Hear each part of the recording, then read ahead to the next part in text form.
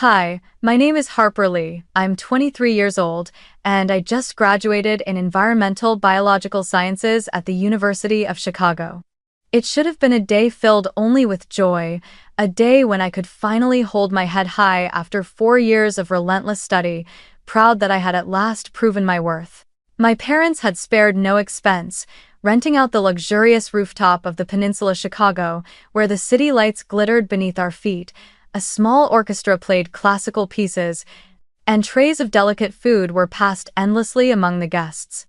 Everything was flawless, so lavish it felt unreal, especially when only weeks earlier they had called me useless, the child who would never bring honor to the family. But then, in the middle of all that laughter and congratulations, I saw something that froze my heart.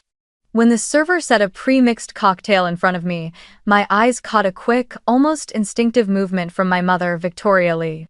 Her diamond-ringed hand tilted slightly, and I saw strange white powder slip neatly into the clear liquid. It happened in an instant, the kind of moment anyone else might have missed, but I didn't. In a flash, my blood turned cold. They had planned this. My own mother, in front of everyone, was trying to destroy me with the same hands society praised as those of Chicago's philanthropic lady. I couldn't tremble. I couldn't let it show. I picked up the glass, smiling at all the faces waiting for the perfect cheers moment. Then, while every eye was still on me, I turned gracefully and handed the glass to Sophia, my sister, the shining jewel my parents always adored. "You deserve this more," I said lightly, almost teasing, and Sophia beamed, lifting the glass and drinking without a second thought. That night, beneath the glittering lights of Chicago, I realized the terrible truth. My own blood family were the very people trying to destroy me. Before I continue, I want to pause and ask you something. Tell me in the comments where you're watching this from. And let me ask you too, have you ever had to stand up for your own worth, even when the person hurting you was your own family? I was born and raised in a family that the outside world loved to call Chicago's perfect model. My father, Richard Lee, was known as one of the most successful pharmaceutical businessmen in Illinois. The CEO of Lee Pharmaceuticals, a corporation the press never stopped praising as the pride of America's pharmaceutical industry. He appeared on the cover of Forbes, spoke at lavish conferences, and was invited to lecture on business strategy at prestigious universities. But behind all that admiration was a man who was cold, calculating, and who never placed family above profit. To him, Sophia and I weren't daughters of his own flesh and blood, we were chess pieces, proof that he had built the perfect family empire. My mother, Victoria, was no different. She came from a prominent family, a lineage with generations in medicine. From a young age, she was taught that reputation, status, and elegance mattered more than anything else. She was the kind of woman whose magazine photos were always retouched to flawless perfection, the kind who demanded every public appearance leave people in awe. In her eyes, Sophia was the perfect continuation of the Lee bloodline, brilliant, graceful. A Harvard Business School graduate with outstanding honors, and swiftly rising into a management role at the company.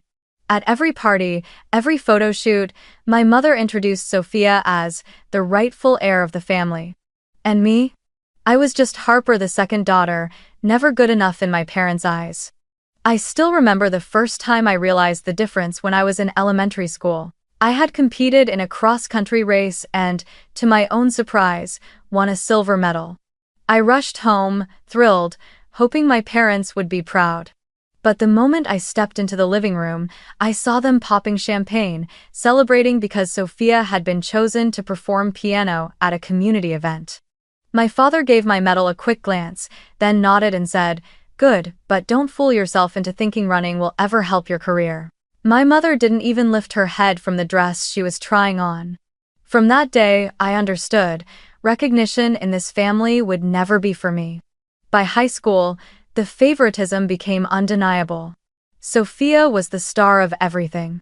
She was debate team captain, a tennis champion, a straight-A student, and every time she achieved something, the whole family threw parties, posed for pictures, and saw her name in the local paper. The walls of our home were covered with Sophia's triumphs, from photos of her holding a tennis trophy to the framed honors letter from Harvard. And me? I got straight A's too. I won science awards too, but mine were tucked away in a drawer. I'll never forget the one time my mother actually attended one of my science fairs sophomore year, when I won first place in the entire state for my research on the impact of antibiotics on pond water. I waited nervously, desperate for her hug, her praise. But when they handed me the award and snapped pictures, she leaned down and whispered in my ear, "You look so sloppy. Like some stray child that doesn't belong here." Her words cut straight through me, killing the joy that had just begun to bloom. My parents never once asked me what I wanted. They had already mapped it out. Harper would study pharmaceuticals, join the company, work as a researcher to support her sister's leadership. Every other dream I had was nonsense. I told them again and again that I loved the environment, that I wanted to study the effects of industrial waste on ecosystems. My father dismissed it with a wave. "That's just for people who write useless reports. You need to do real work, to contribute to the family." When I got into the University of Chicago for environmental studies, he exploded with rage, threatening to cut off all tuition support. It was only thanks to scholarship aid, and later student loans, that I managed to hold my ground. I often thought I was born just to be Sophia's backdrop. She always stepped onto the stage bathed in bright lights, while I stood in the shadows, waiting for a glance of recognition that never came. I was called stubborn, ungrateful, while Sophia only had to smile to receive everything. That feeling etched itself so deeply into me that from a young age I believed I was nothing more than a shadow, an unnecessary piece in the Lee family. And the older I grew, the more I understood a bitter truth. In that house, love was never unconditional. It was tied to achievement, to whether or not you matched their expectations. Sophia matched them, and she was loved. I was different, and I became the thorn they wanted to cut out. My grandmother, Margaret, was the rare light in the otherwise dim, shadowed years of my childhood. While my parents dismissed and ignored my efforts, she was the only one who truly saw me. She wasn't just my source of comfort, she was an extraordinary woman. Decades before I was even born, she had been one of the most brilliant chemists in Illinois. She had won major research awards, her work paving the way for pharmaceuticals in developing new compounds for treatment. Ironically, it was her early discoveries that laid the foundation for what would later become Lee Pharmaceuticals, yet in every company history book, every glossy brochure, her name was nowhere to be found. I remember once she took me down to the old basement of her house and opened a dusty wooden trunk. Inside were stacks of research notes, written in her elegant yet strong handwriting. She told me those formulas had led to the very first pain relief drug that my father's company used to launch itself. "They took my work," she said with a sad smile, "and then erased my name from every certificate, every photograph, because I was a woman, Harper." Back then, people didn't believe women could stand equal to men in the lab. Hearing that, my young heart was both furious and aching. I asked her, "Do you regret it?" She looked at me, her eyes lit with a fierce spark. Because science isn't about glory, it's about serving people. But I do regret letting others decide my worth. Grandma Margaret was nothing like my parents. If my father saw everything only through the lens of profit and power, she looked at people, at future generations. She always told me, never let anyone tell you that your passion is meaningless. If you love the environment, follow it. If you want to fight, then fight. Don't become anyone's shadow, not even the shadow of this family. Those words became my compass, the thing that held me steady every time my father scolded me or my mother tore me down. What my parents didn't know until one day was that my grandmother had prepared a secret gift for me. When I was little, she often told me that one day I would be free, that I would have the strength to never depend on anyone. I thought it was just her way of comforting me. But in truth, she had quietly established a trust fund worth $10 million in my name alone. The conditions were clear. The money would only be released once I graduated from college or turned 25, whichever came later. It wasn't just an inheritance, it was the key to my escape from my parents' grip. I learned about it when I was 16, shortly before she passed away. She called me into her room, held my hand tightly, her eyes clouded by illness yet still glowing with pride. "Harper," she said, "I won't let you spend your life trapped in this cycle of injustice. Promise me, no matter what happens, you'll follow the path you choose. Don't let anyone buy you off or force you." At the time, I didn't fully understand, but I nodded. A few months later, she was gone, leaving me with a hollow ache that never left. My parents knew nothing about the trust until 3 months before graduation. During a company meeting about family finances and assets, the firm's longtime attorney, perhaps by accident, mentioned a special account managed by an independent group of trustees. He assumed my parents already knew and made a passing remark. But in that instant, I saw my father's face drain of color and my mother's eyes harden into a cold glare. After the meeting, they said nothing to me, but I knew the storm had begun. From that moment on, the way my parents looked at me was completely different. It was no longer mere contempt or dismissal, it was quiet hostility. They understood that if I received that inheritance, I would be completely independent. I wouldn't need the company, I wouldn't need the prestigious Lee family, and I might even have the power to stand against them.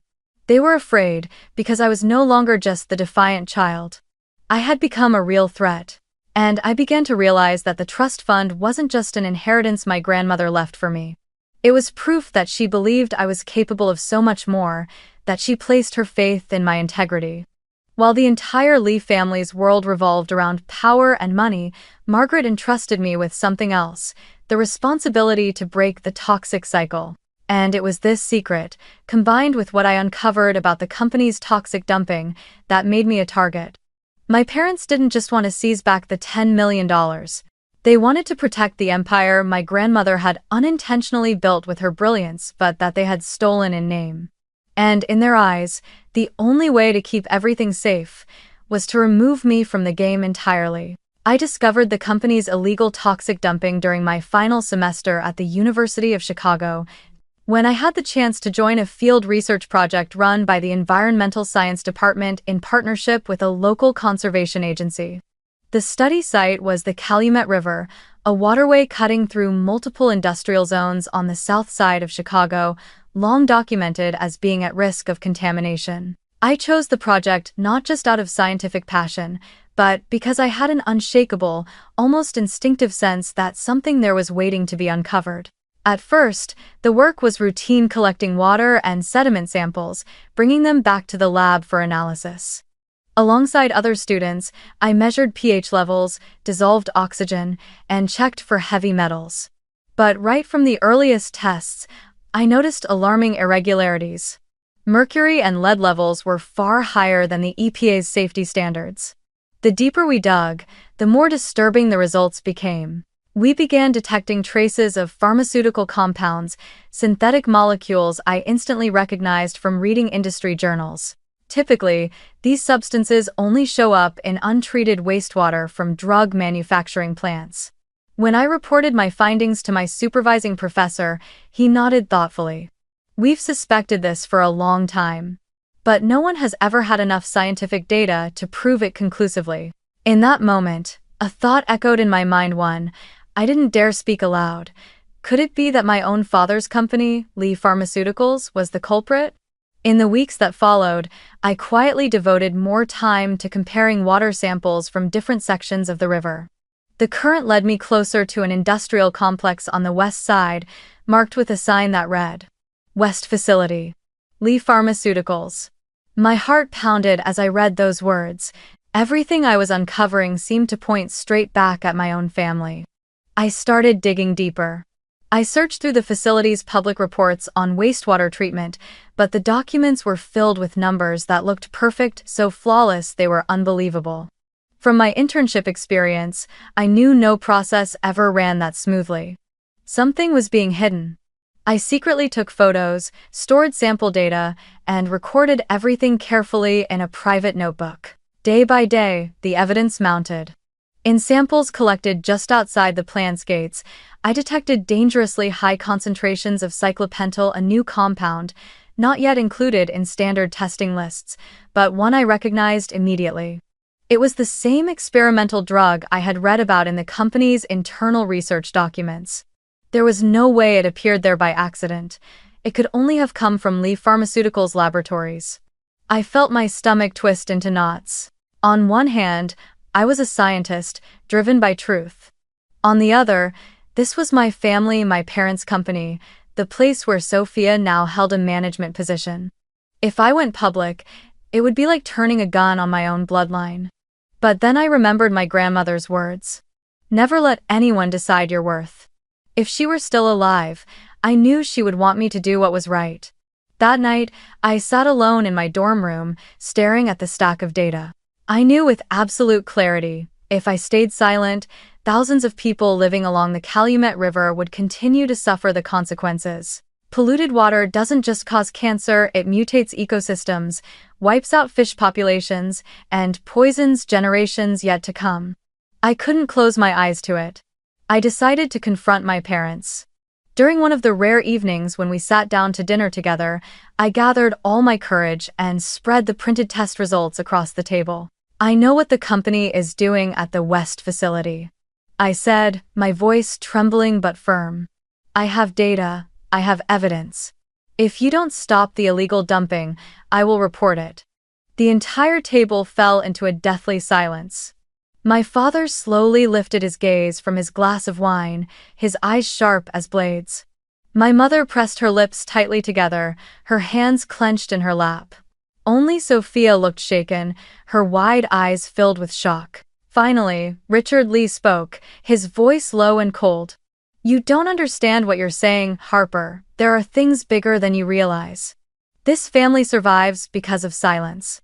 For the first time, I didn't bow my head. Silence isn't family, I shot back.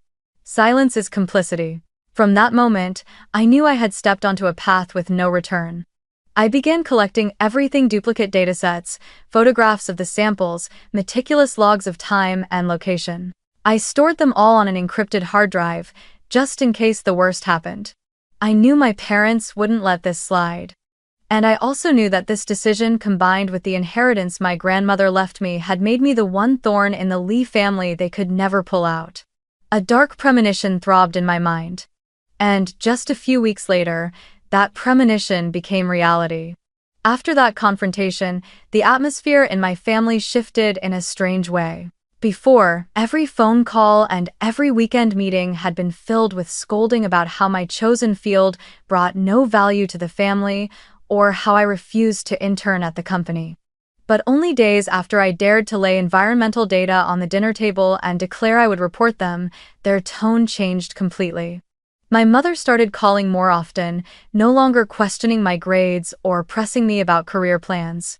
Instead, she asked what kind of flowers I wanted on the tables at my graduation dinner, or which dishes I liked so the chef could prepare them. My father even sent me a short text. Congratulations in advance. You've done something good. Reading those words sent a chill racing down my spine. My father had never once praised me in my life. This change didn't bring me comfort, it only made me more suspicious. They said they would throw a grand party on the rooftop of the Peninsula Chicago, where every glass wall opened to a sweeping view of the city. You deserve a celebration worthy of you. My mother said sweetly over the phone, her tone so sugary it felt fake. I forced a polite smile she couldn't see and replied, "Yes, thank you, Mom." But deep down I knew, nothing my parents did ever came without strings attached. In those final days before graduation, I buried myself in finishing my group's research files while also carefully preparing a plan to protect myself. I kept one copy of the environmental data at the university, another on my personal hard drive, and a third with my supervising professor just in case I happened to disappear. I told no one, not even Emily and Noah, my closest friends. I didn't want them dragged into danger. One evening, when I went home for dinner a few nights before graduation, I accidentally overheard a heated argument behind the door of my father's study. I was about to walk past when I froze at my mother's voice, full of worry. "Richard, are you sure this is necessary? What if someone finds out?" My father's tone was low and sharp. Don't you get it? She already has enough evidence. Add the inheritance on top of that, and she'll never depend on us again. She could bring the whole company down. My mother's voice trembled as she answered, but she's our daughter. No, my father cut her off. She's a threat. The FDA has already begun a quiet investigation. If Harper speaks, we lose everything. I held my breath, my heart pounding violently. Every word landed like a hammer blow to my skull. Then my father's voice dropped lower, but still clear enough for me to hear. The plan is just to make her sick for a few days, get her hospitalized, and during that time we'll take care of the paperwork, cover the records. If the worst happens, if she dies before the trust is released, the money reverts back to us. That's the law. I stood frozen behind the door, cold sweat breaking across my skin. My own parents were plotting to poison me, the daughter they brought into this world. And it wasn't just about the $10 million, it was about silencing the truth I held about the West facility. In that instant, I wanted to storm in, to scream. But another voice inside whispered, "Number. If they know you've heard, they'll find another way, something far worse." I stepped back, forcing myself to return to the living room and pretend I hadn't heard a thing. That evening, Sophia sat beside me, chatting cheerfully about her work at the company.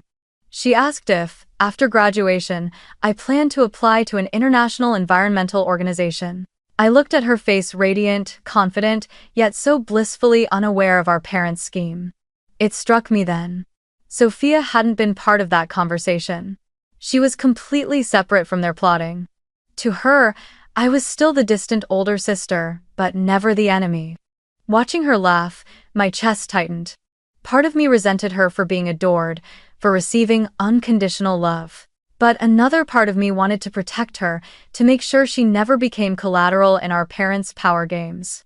I knew that in just a few days, everything would explode, and I had to be ready. From the outside, the days leading up to graduation looked bright and joyous. But for me, they hung heavy like a black fog. My parents spoke gently, smiled often, but every word, every gesture reeked of falsehood.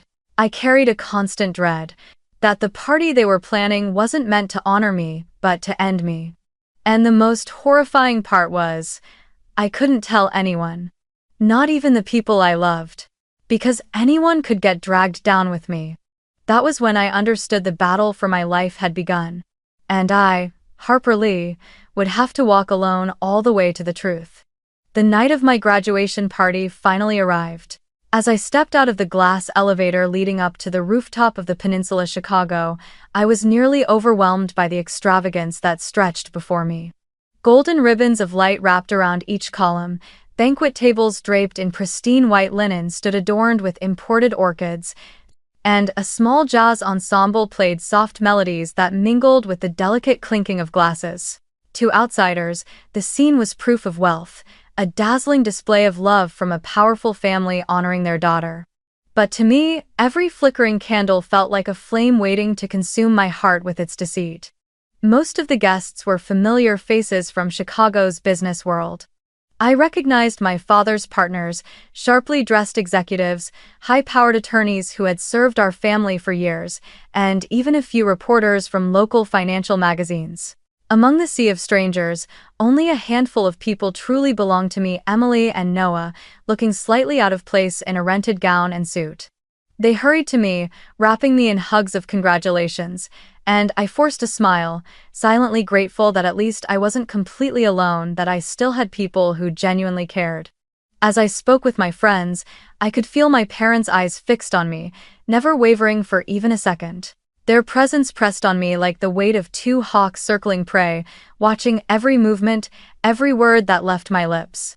Whenever I shifted my position, they subtly maneuvered to keep me within their line of sight. Their smiles stayed in place, but the stiffness of their lips and the calculating glint in their eyes told a different story. I had grown used to their coldness over the years, but tonight their gaze carried something more than control. It carried the stench of a plan. I caught a glimpse of my father leaning in to whisper something to Gerald, the company's longtime attorney. Gerald nodded, then glanced at me with the sharp, appraising look of someone assessing an item about to go up for auction. A shiver ran through me. All my life, that man had been my father's right hand drafting contracts, plugging every legal loophole, shielding the company from scrutiny. If he was here tonight, it wasn't just to celebrate my graduation. Sophia appeared at my side, smiling radiantly as always. She lifted her champagne glass and tapped me lightly on the shoulder. Sis, everyone keeps asking me about your plans after graduation. Why are they so obsessed with that? Mom and Dad keep bringing it up over and over. I looked at Sophia and saw the innocence in her eyes, mixed with a faint trace of unease. She still didn't understand the truth behind it all. My chest tightened with a tangled rush of emotions, part anger at how she'd been endlessly favored, part pity for how she didn't see she was just another piece on our parents' chessboard. I forced a smile and said, "They probably just want to make sure I'll do the right thing for the family." Sophia frowned. "But isn't this your moment? Why aren't they asking if you're happy or what you want?" That simple question pierced me like a blade. I turned away, sipping my water to avoid answering. When I looked back, I caught my mother's stare fixed on me, her smile stiff as wax. She stood among a cluster of society women, her glass of wine shimmering in hand, yet her attention never wavered from my every move. She had always been a master performer in public, a woman of the people, as the press loved to call her. But I knew the truth. Behind that polished mask beat a cold heart, willing to sacrifice anyone, even her own daughter, to preserve her glory. I drew in a deep breath, forcing myself to stay calm. Every sense in me was on high alert. I knew I was standing in the predator's arena, and I was the prey. The laughter and chatter around me faded into a distant hum, leaving only the pounding of my heartbeat in my chest. My mind flashed to the notebook filled with water sample data I had hidden away. As long as I was alive, that truth could still come to light. And maybe that was exactly why my parents had decided I had to be eliminated tonight. But I did not tremble. I had already overheard their scheme. I was ready. And I swore to myself I would not let them win so easily.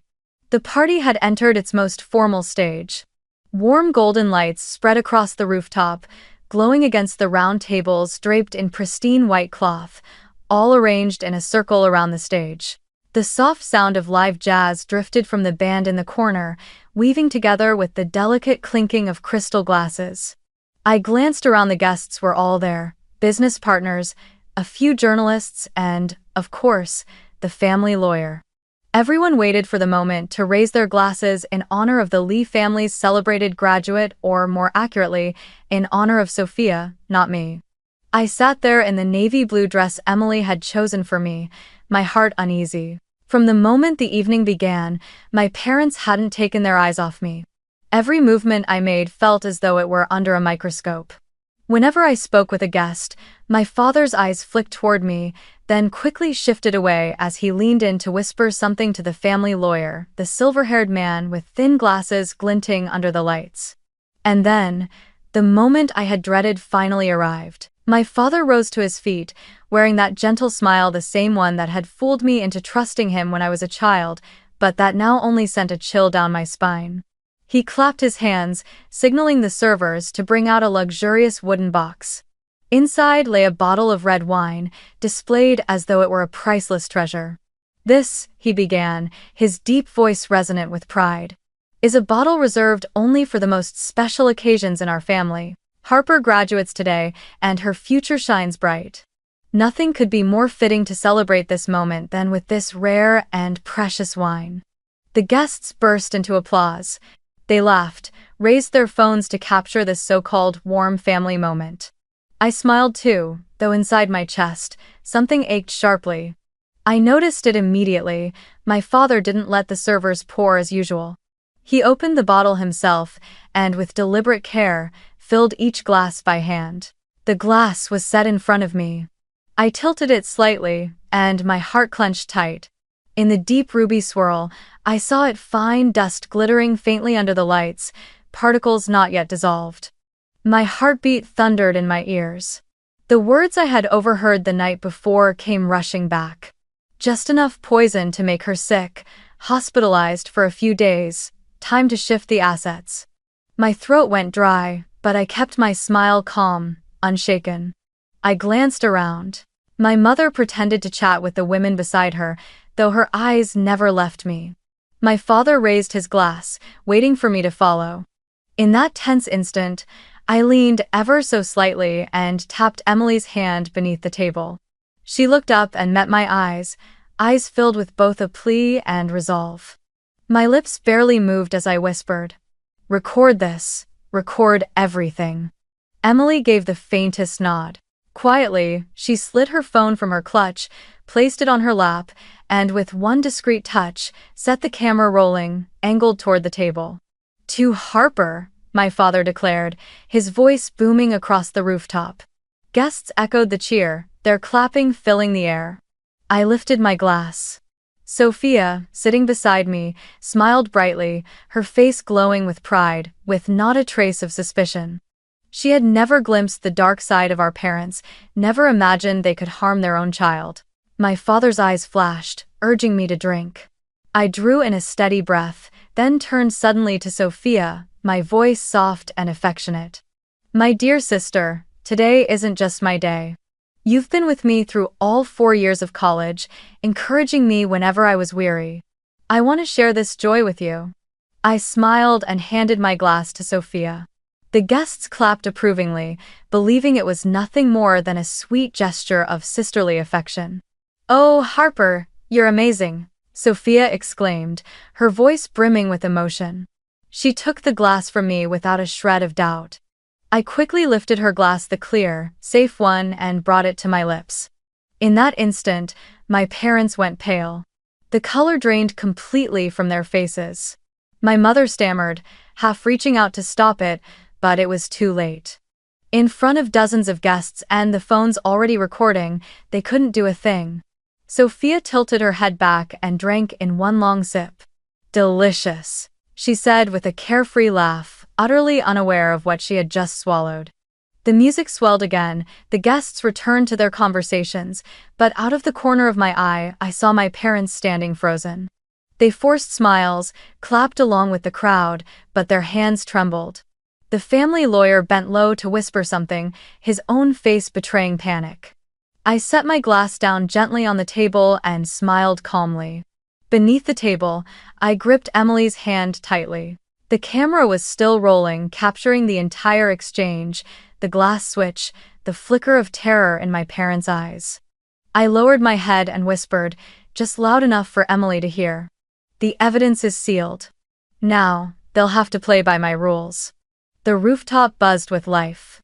Jazz floated through the night air, blending with the chime of glasses, the bursts of laughter, the glittering lights reflecting off Chicago's towering glass skyline. I kept my face serene, though inside, my heart pounded so hard it felt as if it might shatter my ribs. I had just done something so daring I could hardly believe it myself. I had passed the special glass, poured by my father's hand, to Sophia.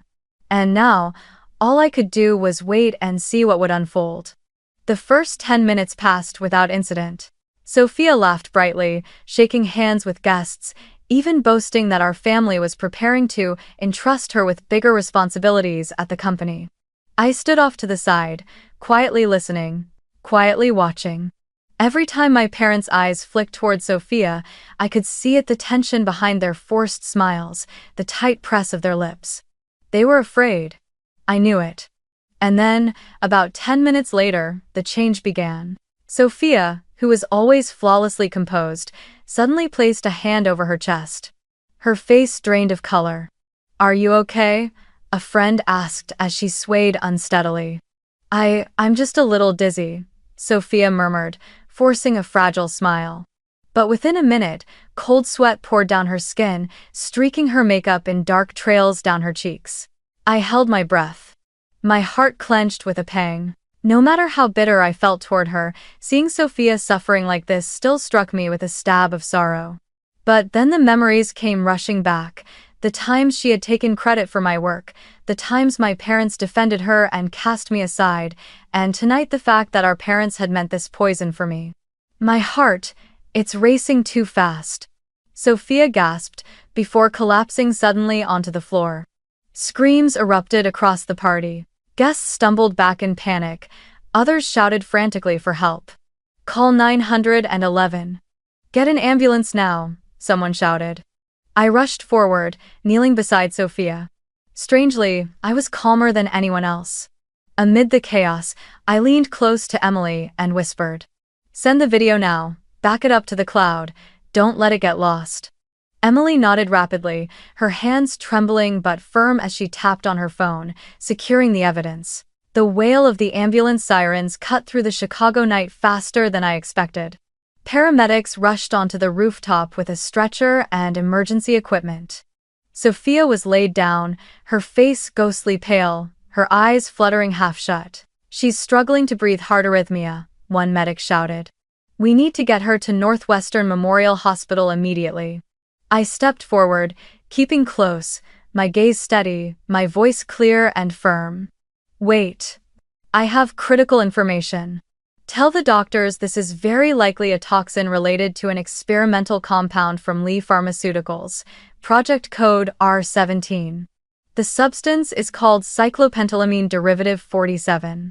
The paramedics froze for a split second. One turned to me, startled by the certainty in my voice. "Are you sure?" I nodded sharply.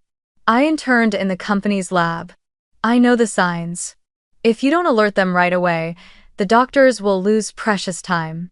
Without hesitation, the medic scribbled notes and relayed the message through his radio. I glanced at my parents. They stood frozen, their faces ashen. My mother stammered, her voice cracking. "Harper, what are you saying? Don't slander your own parents like this." I turned, my voice sharp as steel. "Slander? Everyone here saw it was father who chose that bottle. And soon, the doctors will confirm everything. If there's truly nothing to hide, then what are you so afraid of?" The air went silent. A few guests began glancing at my parents with suspicion. The family lawyer stood stiff beside them, sweat beading on his forehead, his mouth unable to form a word. The ambulance sped away. I started to follow, but Emily caught my arm, worry etched on her face. "Are you sure you want to go?" "I can go with you. The police will be here any minute." "That's exactly why I have to go," I replied, my eyes unwavering. "If I'm not there, they'll twist the story, make me out to be the liar. I have to be the one to speak the truth first." At the emergency room of Northwestern Memorial, chaos reigned. Doctors and nurses swarmed around Sophia, inserting IV lines, attaching heart monitors. The screen showed erratic spikes, her heartbeat in complete disarray. One doctor frowned at the test results. Signs of chemical poisoning. Likely an industrial compound. I stepped in immediately. It could be R17. An experimental compound suspended because it caused arrhythmia and respiratory failure. Lee Pharmaceuticals studied it 2 years ago. The doctor's head snapped up, startled. "And how do you know this?" "I've been secretly investigating their lab for months," I answered firmly. "That's why, the moment Sophia started sweating cold and her heartbeat went erratic, I recognized the symptoms instantly. This isn't random, it's the classic reaction to the experimental compound cyclopentylamine derivative 47 from Project R17. The doctor nodded sharply and gave the order. "Prepare the experimental antidote protocol for cyclopentylamine derivative 47. Hurry." 2. Just then, the police arrived. 2 officers stepped in and immediately requested statements. "There is suspicion the victim was poisoned. We need information." My father pushed forward, his voice harsh. "This is a private family matter. My daughter only had a drop in blood pressure. There's no need for police interference." But the officer cut him off firmly. "The doctors have confirmed signs of chemical poisoning. This is now a criminal matter. You and your wife will need to cooperate." Every eye in the emergency room shifted toward my parents. They tried to hold steady, but the tremor in their hands betrayed them completely. I leaned toward Emily and whispered, "It's begun. They won't escape this time." Sophia remained unconscious, but with the emergency antidote, her vitals slowly stabilized. The doctor turned to me, his voice unwavering. "Your information saved her life. Without it, we would have lost critical minutes." I nodded silently. Inside, I felt both relief and bitterness. Sophia had been saved, but the truth about my parents, their plot to poison their own daughter, was now out in the open. I knew this was only the beginning. But at least tonight, the balance had shifted. The one who was meant to be the victim was now the one holding the truth and the evidence. While Sophia lay motionless in the intensive care unit, I sat waiting in the stark white hospital corridor, the fluorescent lights glaring down on my tense face. My phone buzzed nonstop, calls from the police, calls from lawyers, even reporters. News of Sophia's collapse, suspected poisoning at the Lee family's lavish graduation party, had already spread through Chicago like wildfire. Within just 24 hours, the FBI was officially involved. I knew the reason wasn't only the poisoning, it was the trail leading straight to the experimental compounds inside Lee Pharmaceuticals' labs. I could still see it clearly. The way my parents whispered with the family lawyer, the way their eyes tracked my every move at the party. My gut told me this was never just a family dispute, this was a conspiracy. So when the FBI and Chicago police stormed Lee Pharmaceuticals' headquarters with an emergency search warrant, I wasn't surprised. Box after box of files, hard drives, and records were sealed and hauled away, as if the entire dark history of my family was being dragged into the light. It took only a few days for toxicology experts to confirm it. The compound found in Sophia's blood matched an experimental drug the FDA had already suspended due to suspected toxicity. What chilled me to the bone was that in every report the company had submitted to regulators, there wasn't a single mention of such dangerous side effects. Then came an anonymous email to the FBI from a scientist who had worked on the project. He wrote, "We were forced to alter the data. They made us hide the adverse reactions." I still have the original reports. I read those words again and again, torn between outrage and relief. Finally, someone else had the courage to speak. The FBI traced the lead and uncovered a hidden archive on the company's internal servers, troves of documents showing that top executives, including my own parents, had ordered staff to falsify numbers, erase lab animal deaths, and bury liver toxicity warnings. My hands shook as I flipped through the copied files. All the suspicions I had carried for so long were no longer theories. They were fact. But that wasn't all. The company's environmental division was exposed too. In a warehouse in Joliet, investigators uncovered crates of untreated toxic chemicals buried directly in the ground. The shipping records were forged to deceive the EPA. I thought back to the polluted rivers where I had taken samples, and fury burned hot in my chest. The video Emily recorded at the party was also submitted to police. On it, the camera caught the moment my mother discreetly slipped something into the champagne glass before my father handed it to me. The footage wasn't crystal clear, but the movement was unmistakable. Forensic testing confirmed that the glass contained traces of the same toxic experimental compound. Sitting in the interrogation room, my voice stayed calm but unyielding. My parents have always seen me as a thorn in their side. I refused to join the company. I refused to enable their corrupt deals, and that night, they didn't just try to ruin my reputation. They tried to ruin my life. The next day, the Chicago Tribune ran a bold front-page headline. Pharmaceutical CEO and wife charged with conspiracy to murder daughter, fraud, and environmental crimes. Photos of Lee Pharmaceuticals headquarters sealed with FBI tape flooded every news channel, becoming the symbol of the scandal. CNN, The New York Times all reported it.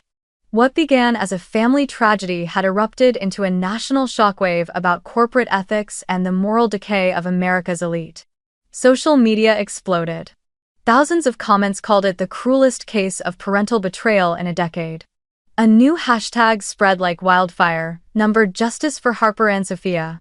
I read the posts one by one, my hands trembling, my eyes wet. 9 months later, at the federal courthouse in Chicago, the trial officially began. The entire city's attention turned to the case.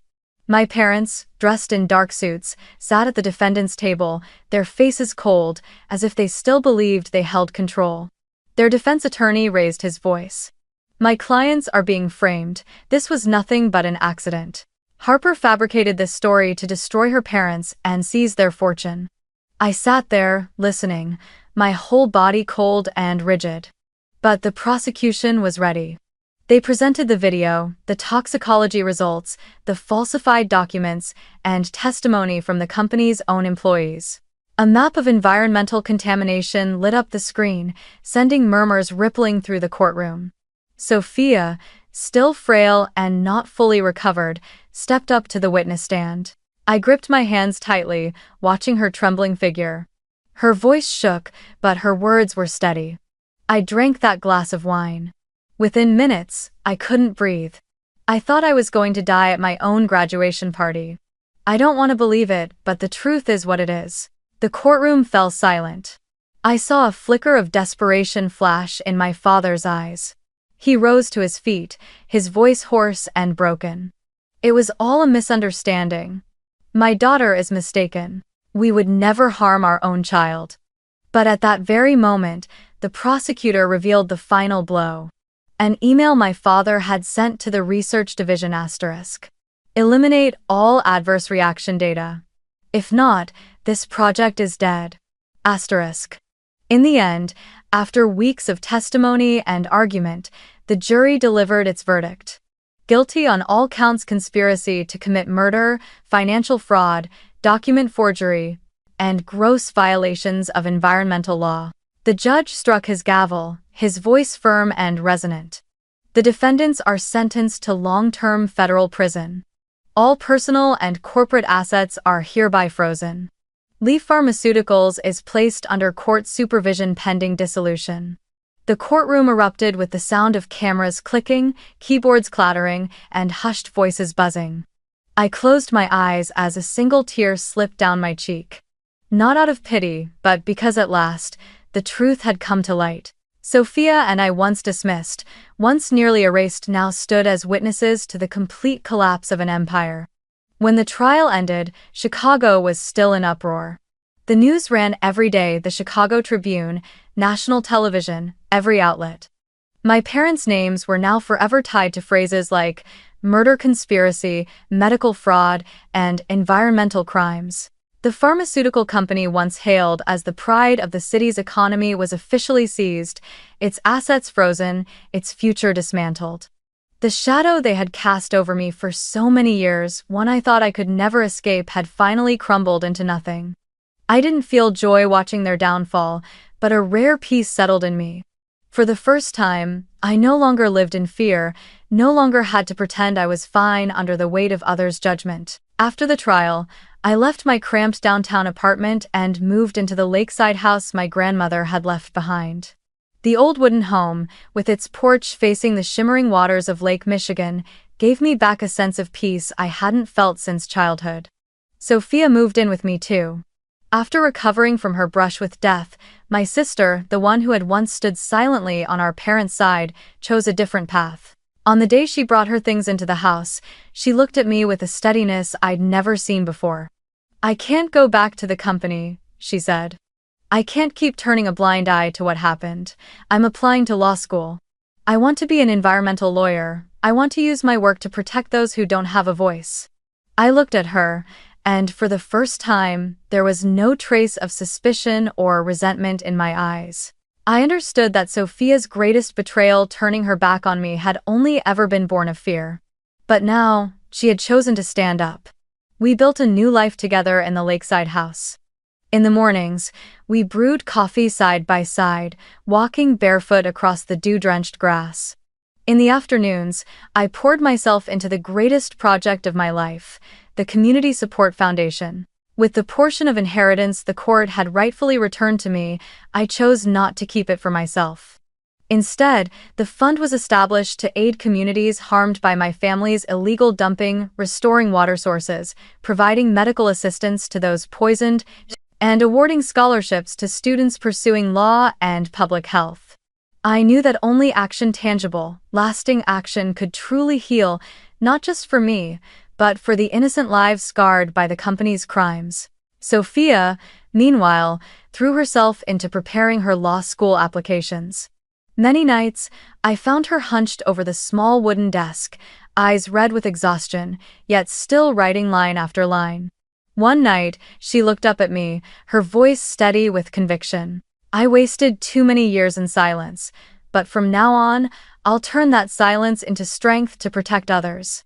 I smiled softly, answering, "That's the best way to atone, not for me, but for yourself." We were no longer two children vying for scraps of our parents' affection. We were allies, bound not by blood, but by respect and trust. A new kind of family. Time moved on. Invitations began arriving for me to speak at international conferences on corporate ethics and social justice. One crisp autumn morning, I stood in a grand hall in Geneva, facing hundreds of scholars, journalists, and activists. I wore a deep blue dress, the stage lights catching my face strong, yet gentle. When the microphone came alive, I began with a simple truth. I once believed family was everything.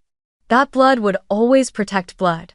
That parents would never harm their own children. But I learned a bitter lesson. Blood does not equal love. Real family is not defined by DNA, but by those who respect you, who protect you no matter who they are. The hall fell silent. I continued, my voice steady. My parents tried to poison me to preserve their power. They twisted the company my grandmother founded into an empire of greed. But the truth is always the strongest antidote.